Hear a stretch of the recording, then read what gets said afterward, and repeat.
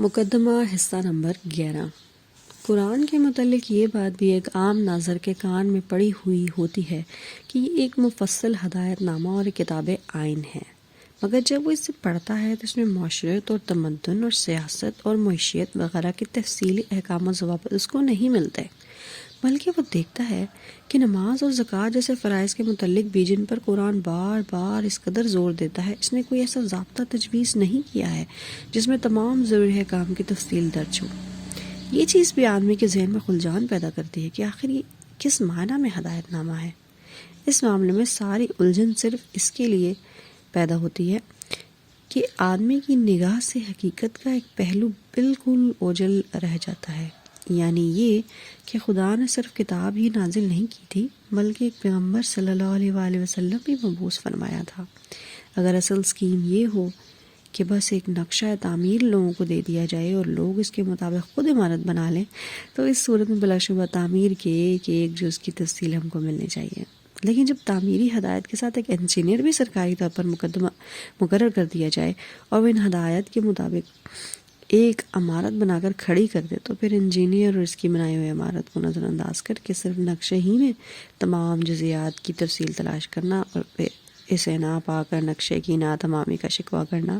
غلط ہے۔ قرآنی جزیات کی کتاب نہیں ہے، قرآن جزیات کی کتاب نہیں ہے بلکہ اصول اور کلیات کی کتاب ہے۔ اس کا اصل کام یہ ہے کہ نظام اسلام کی فکری اور اخلاقی بنیادوں کو پوری وضاحت کے ساتھ نہ صرف پیش کرے بلکہ عقلی استدلال اور جذباتی اپیل دونوں کے ذریعے سے خوب مستحکم بھی کر دے۔ اب رہی اسلامی زندگی کی عملی صورت، تو اس معاملے میں وہ انسان کی رہنمائی اس طریقے سے نہیں کرتا کہ زندگی کے ایک ایک پہلو کے متعلق تفصیلی ضابطے اور قوانین بتائے، بلکہ وہ ہر شعبہ زندگی کے حدود اربع بتا دیتا ہے اور نمایاں طور پر چند گوشوں میں سنگِ نشان کھڑے کر دیتا ہے جو اس بات کا تعین کر دیتے ہیں کہ اللہ تعالیٰ کی مرضی کے مطابق ان شعبوں کی تشکیل و تعمیر کن خطوط پر ہونی چاہیے۔ ان ہدایات کے مطابق عملاً اسلامی زندگی کی صورت گیری کرنا نبی صلی اللہ علیہ وآلہ وسلم کا کام تھا۔ انہیں معمور ہی اس لیے کیا گیا تھا کہ دنیا کو اس انفرادی سیرت و کردار اور اس معاشرے اور ریاست کا نمونہ دکھا دیں جو قرآن کے دیے ہوئے اصولوں کی عملی تعبیر و تفسیر ہو۔ ایک اور سوال جو بالعموم لوگوں کے ذہن میں کھٹکتا ہے وہ یہ ہے کہ ایک طرف تو قرآن ان لوگوں کی انتہائی مذمت کرتا ہے جو کتاب اللہ کے آ جانے کے بعد تفرقے اور اختلاف میں پڑ جاتے ہیں اور اپنے دین کے ٹکڑے کر ڈالتے ہیں، اور دوسری طرف قرآن کے احکام کی تعبیر و تفسیر میں صرف متأخرین ہی نہیں، ائمہ اور تابعین اور خود صحابہ تک کے درمیان اتنے اختلافات پائے جاتے ہیں کہ شاید کوئی ایک بھی احکامی آیت ایسی نہ ملے گی جس کی ایک تفسیر بالکل متفق علیہ ہو۔ کیا یہ سب لوگ اس مذمت کے مستحق ہیں جو قرآن میں وارد ہوئی ہیں؟ اگر نہیں تو پھر وہ کون سا تفرقہ و اختلاف ہے جس سے قرآن منع کرتا ہے؟ یہ ایک نہایت وسیع الاطراف مسئلہ ہے جس میں مفصل بحث کرنے کا یہ موقع نہیں ہے۔ یہاں قرآن کے ایک عامی طالب علم کی الجھن دور کرنے کے لیے صرف اتنا اشارہ کافی ہے کہ قرآن اس صحت بخش اختلاف رائے کا مخالف نہیں ہے جو دین میں متفق اور اسلامی نظام جماعت متحد رہتے ہیں،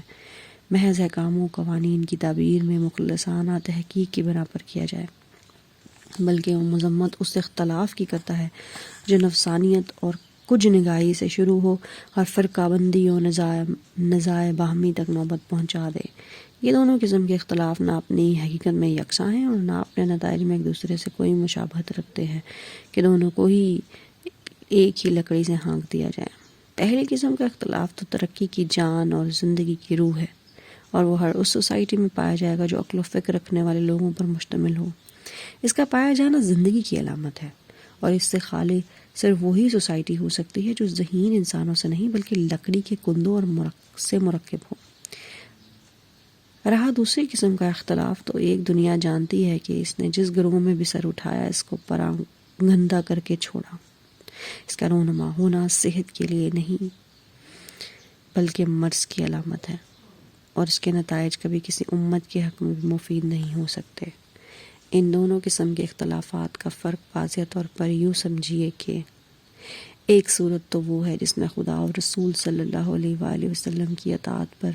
جماعت کے سب لوگ متفق ہوں، احکام کا ماخذ بھی بالاتفاق قرآن اور سنت کو مانا جائے، اور پھر دو عالم کسی جزوی مسئلے کی تحقیق میں یا دو قاضی کسی مقدمے کے فیصلے میں ایک دوسرے سے اختلاف کریں، مگر ان میں سے کوئی بھی نہ تو اس مسئلے کو اور نہ اس میں اپنی رائے کو مدار دین بنائے اور نہ اس سے اختلاف کرنے والے کو دین سے خارج قرار دے، بلکہ دونوں اپنے اپنے دلائل دے کر اپنی حد تک تحقیق کا حق ادا کر دیں، اور یہ بات رائے عام پر یا اگر عدالتی مسائل ہوں تو ملک کی آخری عدالت پر، یا اگر اجتماعی معاملہ ہو تو نظام جماعت پر چھوڑ دیں کہ وہ دونوں رائےوں میں سے جس کو چاہے قبول کر لے یا دونوں کو جائز رکھیں۔ دوسری صورت یہ ہے کہ اختلاف سرے سے دین کی بنیادوں ہی میں کر ڈالا جائے، یا یہ کہ کوئی عالم یا صوفی یا مفتی یا متکلم یا لیڈر کسی ایسے مسئلے میں جس کو خدا اور رسول نے دنیا کا بنیادی مسئلہ قرار نہیں دیا تھا ایک رائے اختیار کرے اور خواہ مخواہ کھینچ تان کر اس کو دین کا بنیادی مسئلہ بنا ڈالے، اور پھر جو اس سے اختلاف کرے اس کو خارج دین و ملت قرار دے، اور اپنے حامیوں کا ایک جتھا بنا کر کہے کہ اصل امت مسلمہ بس یہ ہے اور باقی سب جہنمی ہیں، اور ہاں پکار کر کہے کہ مسلم ہے تو بس اس جتھے میں آ جا ورنہ تو مسلم ہی نہیں ہے۔ قرآن نے جہاں کہیں بھی اختلاف اور فرقہ بندی کی مخالفت کی ہے اس سے مراد یہ دوسری قسم کا اختلاف ہی ہے۔ رہا پہلی قسم کا اختلاف تو اس کی متعدد مثالیں جو خود نبی صلی اللہ علیہ وسلم کے سامنے پیش آ چکی تھی، اور آپ صلی اللہ علیہ وآلہ وسلم نے صرف یہی نہیں کہ اس کو جائز رکھا بلکہ اس کی تحسین بھی فرمائی، اس لیے کہ وہ اختلاف تو اس بات کا پتہ دیتا ہے کہ جماعت میں غور و فکر اور تحقیق و تجسس اور فہم و تفقہ کی صلاحیتیں موجود ہیں، اور جماعت کے ذہین لوگوں کو اپنے دین سے اور اس کے احکام سے دلچسپی ہے، اور ان کی ذہانتیں اپنے مسائل زندگی کا حل دین کے باہر نہیں بلکہ اس کے اندر ہی تلاش کرتی ہیں، اور جماعت بحیثیت مجموعی اس زرعی قاعدے پر عامل ہے کہ اصول میں متفق رہ کر اپنی وحدت برقرار رکھے، اور پھر اپنے اہل علم و فکر کو صحیح حدود کے اندر تحقیق و اجتہاد کی آزادی دے کر ترقی کے مواقع بھی باقی رکھے۔ اس مقدمے میں تمام ان مسائل کا